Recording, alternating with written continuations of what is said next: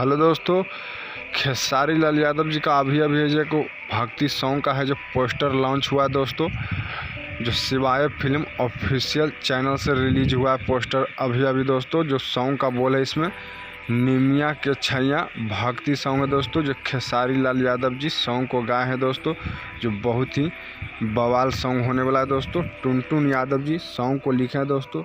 जानती है दोस्तों, टुनटुन यादव जी का सॉन्ग लिखा हुआ दोस्तों, बहुत ही कमाल का भक्ति सॉन्ग, अधिकतर इन्हीं का हिट सॉन्ग है दोस्तों।